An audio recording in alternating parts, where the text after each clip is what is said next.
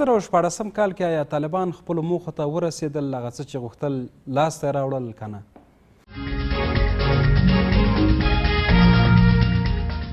د 2014 کې راځي دا په برخو وویشو، یو سوله وه، سیاست ته او پوځي یا امنیتي نظامي او رسنۍ دي. د سولې په اړه باندې ځینې مهمې لاسته راوړنې چې طالبانو درلودلې ننګونې هم وې که نه، یا په مجموع کې چې زه ووایم چې کومې لاسته راوړنه وې، تر ټولو غټه لاسته راوړنه یې وروستنۍ دا وه چې د مسکو غونډه وه. هلته پکې ویل سولو چې طالبان باید د تور لیست نه وایستل سي.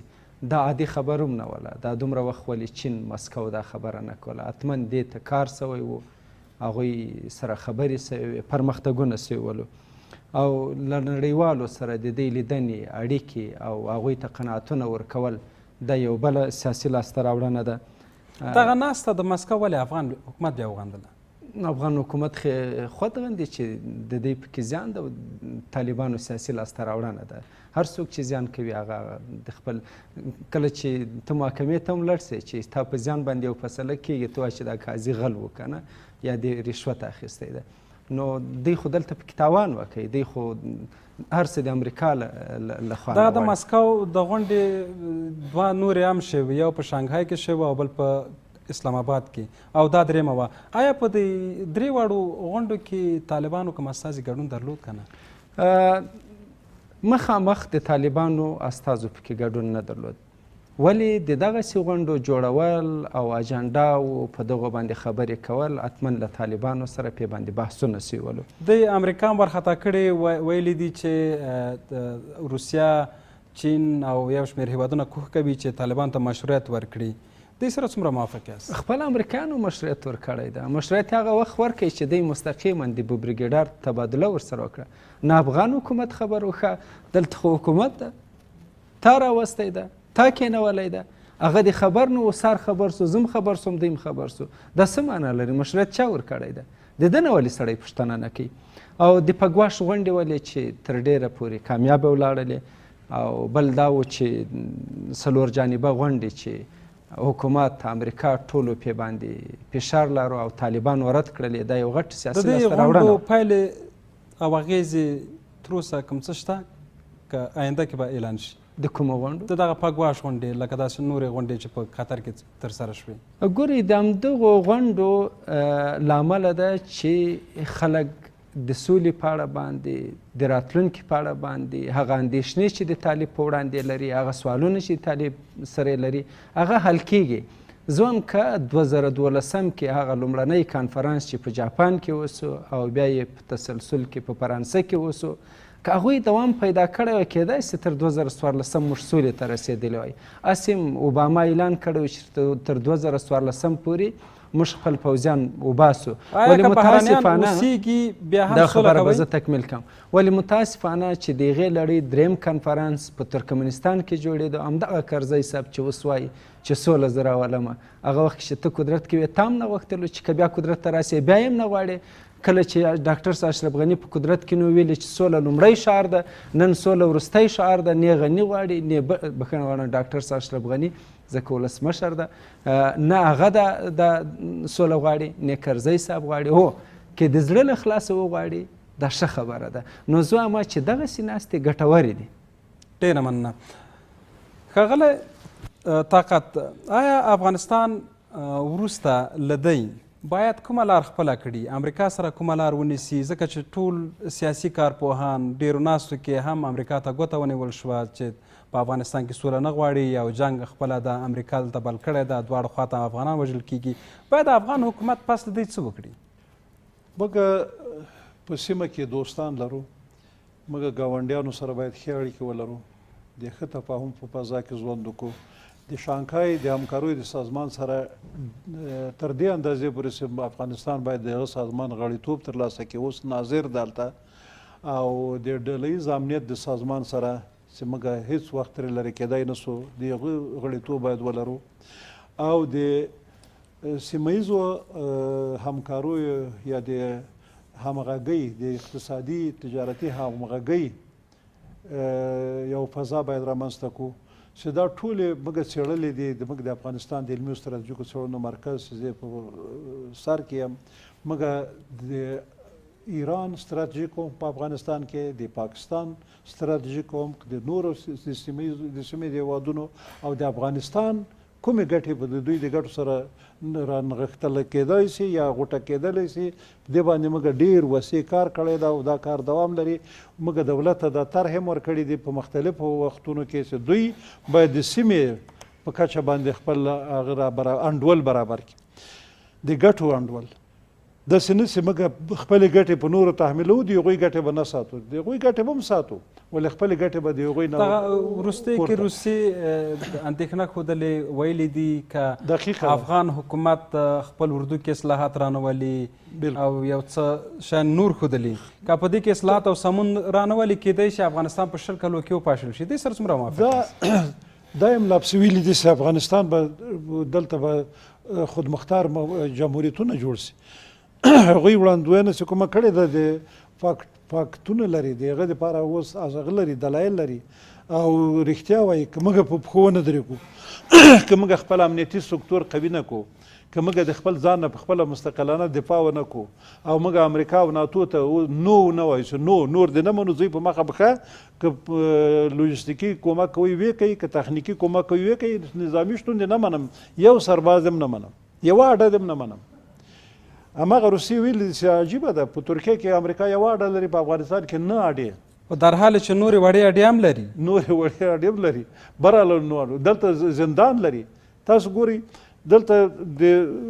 کله کله په دې باندې موږ متهم کېږو چې د شوروي اتحاد توصیف کوئ د شوروي اتحاد په افغانستان کې کوم بندیخانه یې لرله کوم څوک یې نیولی د ګوانتانامو ته یې لېږلی یا دغه رقم ته بګرام یې لاره یا داسې بدنام مابسونه لکه په کارته پروان کې چې امریکایانو جوړ کړی دی یو افغان وزیر سره په ګډه باندې اولته خلک شکنجه کول یا موږ سربازان دوی مقررول یا والیان یا وزیران مقررول ولاکه مقررول خبره دا ده چې دلته هر څه د بل چا په لاس کې دي بدبختانه دلته که تا موټر دته ورنږدې سه تا نه افغان که د امریکایي موټر ته ورنږدې سه باوجود که جنازه یې بار کړي او که دا ولګېد مړه یې کړل د دوی قیمت 1 لک افغانۍ ده او د یو امریکایي قیمت 2 میلیونه ډالر ده چې لیبیا نه یې واخیستل نو د موږ دغه ام ټي ای قرارداد چې عبدالله ډاکټر صاحب عبدالله چې وزیر خارجه او کرزي صاحب د دوی سره کړی ده دوی باید د افغانستان د ولس محکمې ته راکش کړو که نه یې راکش کړو وروره داسې قرارداد هم ولې کوو د ام ټي ای په قرارداد په اساس خو تاسو موږ ټول تړلي لاس تړلي پرېښي دلته په میدان باندې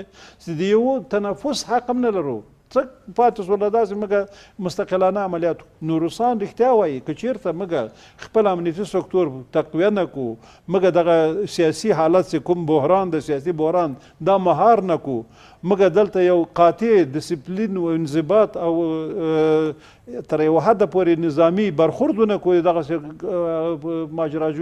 ماجراجویو په وړاندې افغانستان به دلته د خودمختارو ریاستونو یا ایالتونو شاهد وي ډېره مننه ښاغلی مطمئن د روسیې اندېښنې تاسو څه ډول ارزوئ او بل روسیې ویلي دي چې طاقت صاحب ورته اشاره وکړه چې ترکیه کې یوه اډه امریکا لري او په افغانستان کې 9 اډې در حال چې نورې وړې وړې اډې هم لري نو په یوه اډه کې دوی کولی شي چې په یو ورځ او که یو میاشت کې 100,000 کسه دلته راوړي ځای پر ځای کړي نو دا خپله روسیې ته یو ګاښ نه ده او دا د روسیې وروستۍ څرګندونې د دې په مقابل کې یو غبرګون نه ده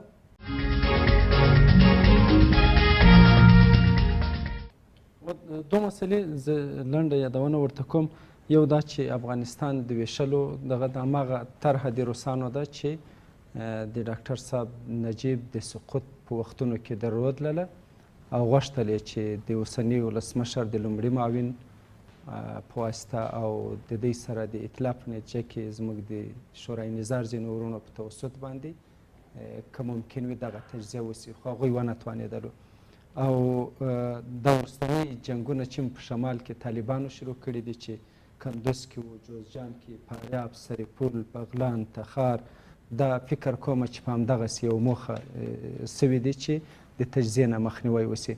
او وروستۍ پیښه چې په مزار کې چې د جرمني کونسلګري له منځه یوړل سوله او جرمني هغه هیواد ده چې د فدرالي نظام په افغانستان کې ملاتړ یې کړی ده او هلته څو غونډې وسولې. زه فکر کوم چې یو عامل همدغه غبرګون وکړي چې تاسې د فدرالیزم لپاره دغه مه کوئ. او بل بخښنه غواړم تا که روسان چې هم دلته راغلي وو ببرک کې مقرر کړی و او لومړی مشر و او هغې اوامر منلو، نور د موضوع ته ډېر نظم. اډې د روسانو هم په ګټه نه دي، د سیمې هم په ګټه نه دي او تر ټولو لوی زیان یې موږ ته رسېږي، موږ افغانانو ته. ښه دا ده چې موږ په اوس وخت کې د یو بې طرفه مستقل افغانستان په توګه باندې راووځو. خو دغه اډې خو په قطر کې او ترکیه کې هم همداسې په عربستان کې شته دي، خو هغه حکومتونه قوي دي که سیاسي پلانونه ورته لري چې د هغې نه داسې بې ځایه استفاده نشي کولی؟ ګورئ، سعودي عربستان کې چې اوسیږي قومنده د سعودیانو سره ده.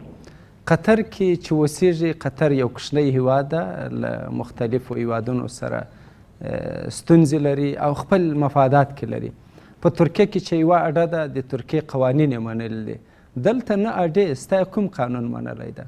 هغسې چې تا سره ژمنه کړې وه که کوم بل هیواد تعرض کوي او دی به در سره تورخم خیرانه ونیوئ. کوم امریکایي په دې باندې خفه سو چې غبرګون ښکاره کړو. نو امریکایي که خفه کېدی خو بیا دلته نو خو دا کمکلي ده چې خلک یې کوي چې امریکان زموږ دپاره د ساتنې دپاره راغلي دي. اډې خې زما په زیان دی او زه ولې ومنمه تر څو چې زه مستقل هیواد ونه لرم. حکومت د چا در جوړ کړی دی؟ ته ویلی سې ده د خلکو جوړ کړی که امریکا جوړ کړی؟ چې حکومت د امریکا جوړ کړی بیا هغه تړون ورسره کوي، دا څنګه معامله ده؟ هو که موږ یو مستقل هیواد ولرو او بیا هم پوځي اډې نه، پوځي اډې زه ولې ورکړم؟ ما ته ګټه څه ده؟ خو بیا ما خرابوي.